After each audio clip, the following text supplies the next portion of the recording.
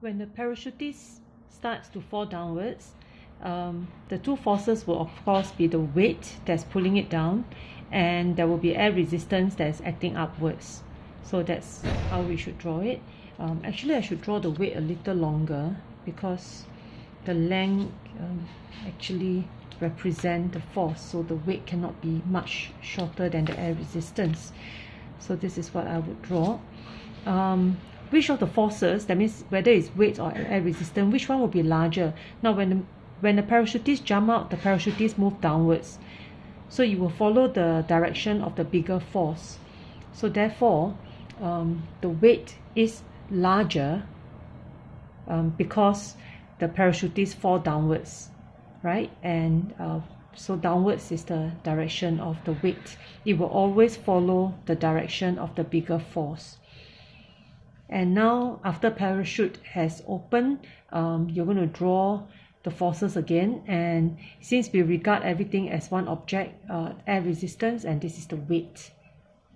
If we regard them differently, then I may actually draw tension and so on, but I'm supposed to take the whole thing as one object, so the weight, air resistance is the same. So how do the forces compare with the previous one?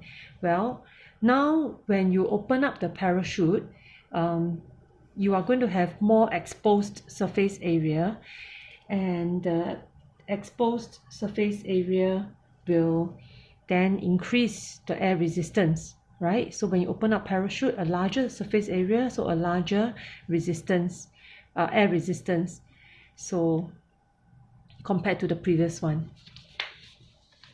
So this is the answer. You can pause the video to take a look. After some time, the parachute actually travel with a uniform speed. Now this chapter is on dynamics, so we have to be very sensitive. The moment you see the word uniform speed, you got to write down acceleration equals to 0.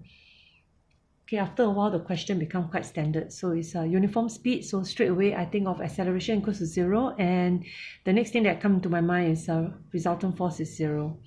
So anyway, this is the explanation. So why is it that the speed is uniform?